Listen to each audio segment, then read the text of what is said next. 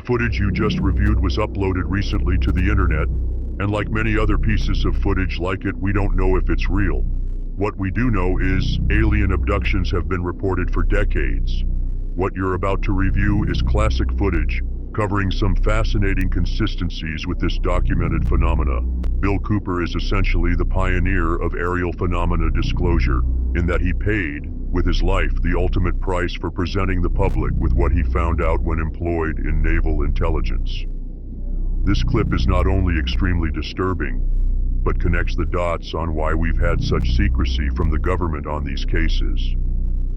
If you find this content as interesting as I do, I invite you to subscribe to my channel. And have so testified to this fact. What happened over the next several years, really that's the most important thing that initially happened. The second most important thing that happened, and there were other crashes in between, the second most important thing that happened is that we found 2 discs in the vicinity of Aztec, New Mexico in 1948, which contained human body parts. Now, this caused the classification to go from secret to way above top secret, because there was a great fear of a national panic.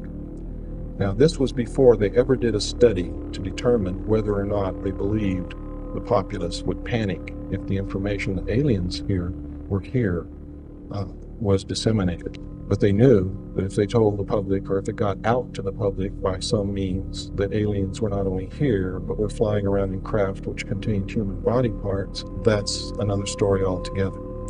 Now, I don't want you to get real concerned about this, because your chances of being affected by it personally are... What the hell? What is that, Mom? What? Ma, you see this? No. Holy shit! What the hell is that? What is happening? You guys see this? Oh my god, what the fuck is happening? What is that? What is that? Elliot Budd Hopkins was an American artist, author, and above all, a ufologist. He was a very prominent figure in alien abduction phenomena and related UFO research. In August 1964, Hopkins and 2 others reported experiencing a daytime sighting of an unidentified flying object, or UFO, in the form of a darkish elliptical object off Cape Cod in Truro, Massachusetts. Dissatisfied with the response Hopkins received when he reported the incident to nearby Otis Air National Guard Base, he suspected a possible government cover-up. Hopkins began reading about UFOs and collecting stories of people who claimed to have experienced contact with alien beings. In 1975, Hopkins was approached by George Obarski, who purportedly witnessed alien figures step out of a spacecraft and take soil samples at North Hudson Park in North Bergen, New Jersey. Hopkins, Ted Blocher, then director of New York State's Mutual UFO Network, and Jerry Sturer, also of MUFON, investigated the incident, interviewing the witness and taking soil samples. After Hopkins' account of the Obarski case appeared in the Village Voice in 1976, he began receiving regular letters from other UFO witnesses, including a few cases of missing time, seemingly inexplicable gaps in abductees' memories. Hopkins, using data from his investigations with Blucher and psychologist Aphrodite Claymore, expanded this idea in his book Missing Time. Behavioral patterns extrapolated from abductee letters led Hopkins to identify core emotional responses based on their experiences, including fear, awe, or wonderment at alien technological abilities, with anger and helplessness in cases leading affection toward their captors, which he likened to the Pattyhurst syndrome. He believed aliens were either incapable of understanding the psychological effects of their encounters with humans, or that they were a callous, indifferent, amoral race bent solely upon gratifying its own scientific needs at whatever cost to us. After the publication of his book Missing Time in 1981, Hopkins became known as much for his UFO and abduction research as for his art. This 1988 footage has but explained the consistencies of aliens' appearances reported by claimed abductees. Now, what I'd like to do is show some slides. May I have this? Yes.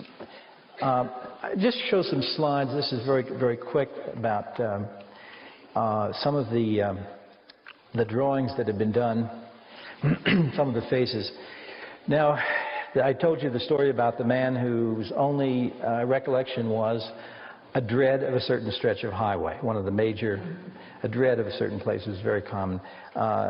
This is a drawing made by Ted Jacobs, who I also introduced to Whitley Strieber, and he had Ted do the drawing for his cover of his book. It's a pastel. But the man that I had been describing had Ted make the drawings of these figures.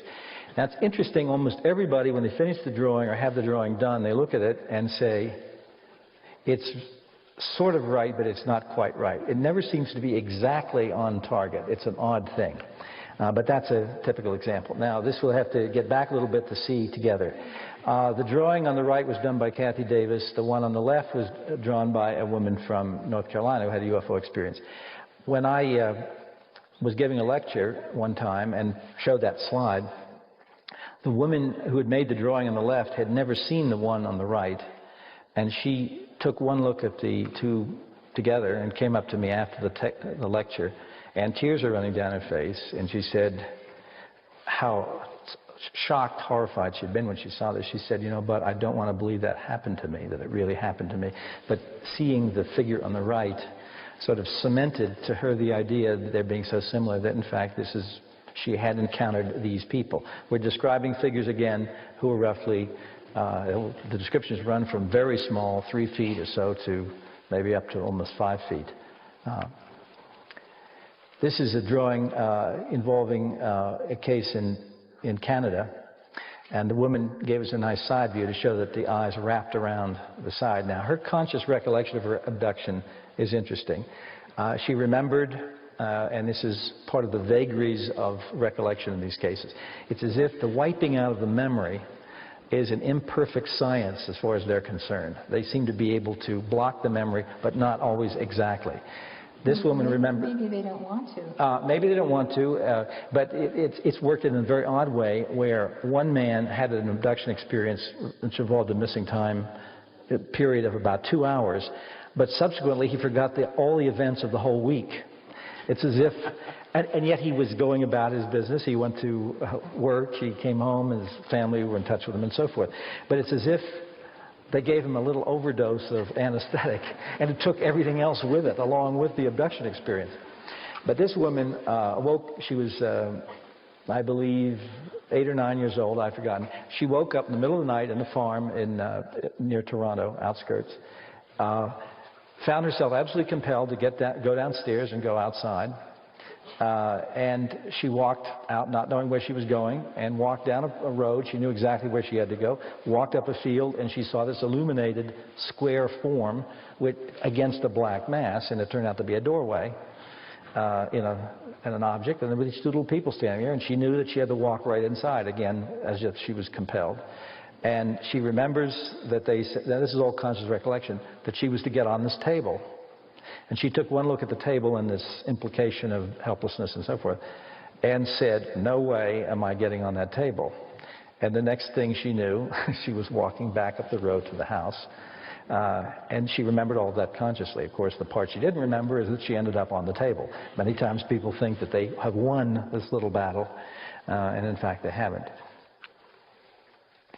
This is a drawing, a 3/4 head, and this is a case in Erie, Pennsylvania. This woman awoke she'd had many experiences, it's quite complex, but one rather bizarre one. She awoke hearing a strange sound outside the window, and there was a tree branch outside. She remembered the tree branches shaking and jumping, and as if she heard something walking on the roof. Then the next thing she knew, she was back in bed and had no recollection of what happened except that the branches were broken. There was something very strange that had occurred. Under hypnosis, the craft had come directly down next to the window, her bedroom window, second-story window. She was taken out the window into the craft, and under hypnosis, the way the scene ended, they put her back on the windowsill, the second-story window, and she remembered sitting on the windowsill and watching this thing moving away, and then looking around and realizing that here she is in her nightgown up there. How did she get there, as the memory had been taken away? This is interesting because it's a 3/4 head, and we don't have too many of those. Now, this is a little sculpture by Kathy Davis, the central figure in Intruders. And she made it of ceramic afterwards, and we had a meeting once of our support group, and Kathy had brought this along, and she had it sitting on a little counter. And when the first couple of abductees walked in, everybody sort of jumped looking at it, didn't like looking at it. And finally, a woman who was rather fiery of temperament marched straight over to it and wrapped both her hands around its skinny little neck, and it went like that. And it was enormous. Everybody felt this great sense of relief. But I said, it was their thought, but they were still afraid to go over. And incidentally, the kind of terror that people feel is so unreasoning to someone who hasn't had the experience. One man who's a very big, burly man said to me, "Bud, if I were in my bed and I had a gun on my bed table and I saw them come in the door," which had happened to him in his bedroom, and the gun was there, he said, "I'd pick up the gun and kill myself." Not them. Not them, himself. Because the terror was that great. But you just said it had happened to him? This had actually happened without the gun. He didn't have a gun at the time. One detail, but I mean, that's the level of terror, and I've heard this from other cases, and I have at least 3 cases where I'm absolutely convinced that a person was tipped over the edge into suicide because of their UFO experiences. It's that level of terror is very, very powerful.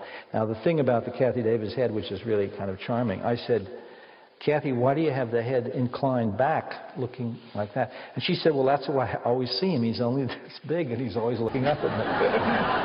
It's realism.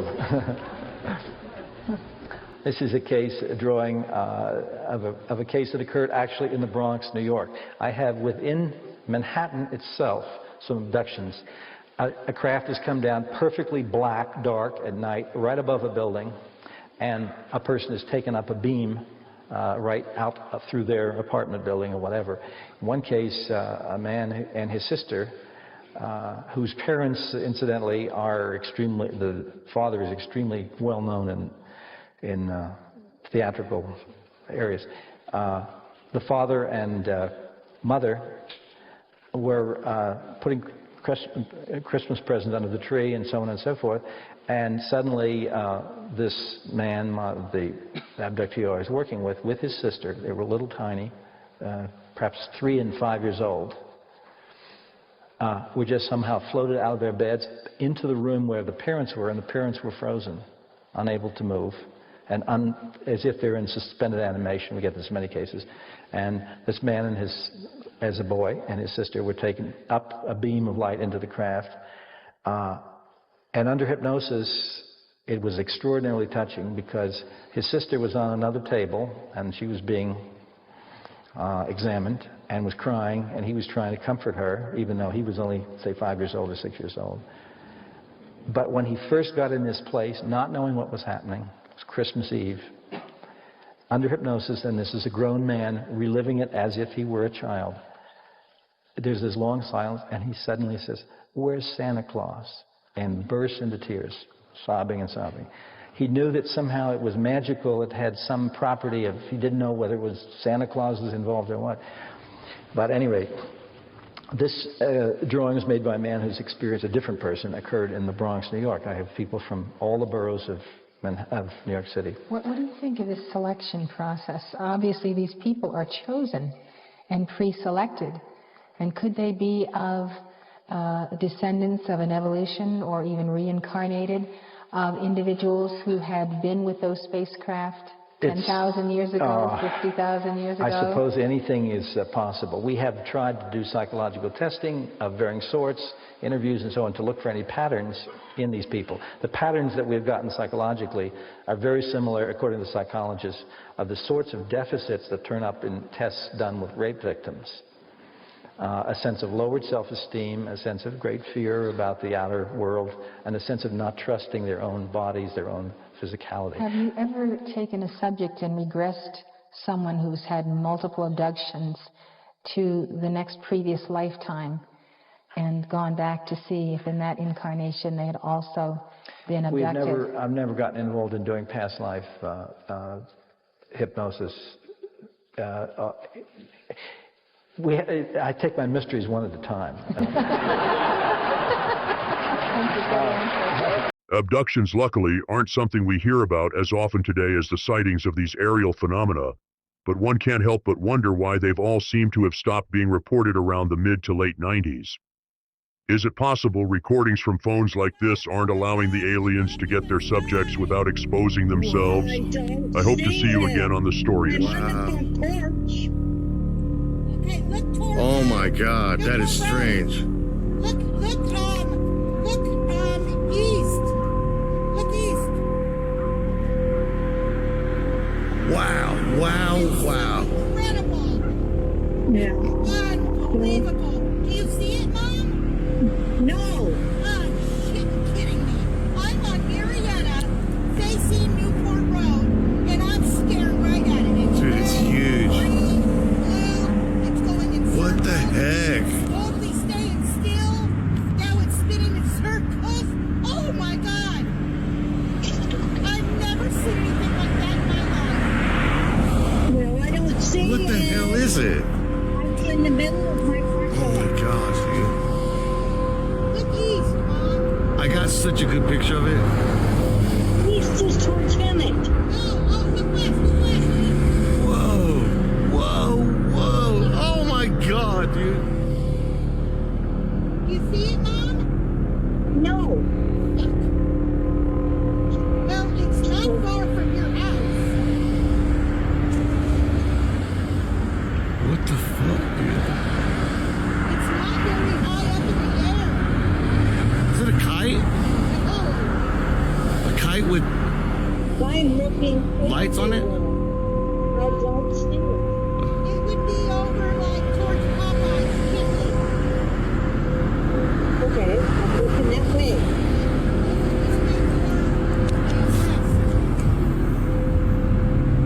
Okay, I'm looking. More towards the sun, right? No, not that What the fuck?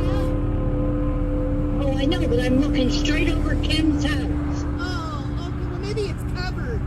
You're gonna look more the other way. Looking towards the end of the street towards Dragon. Over here.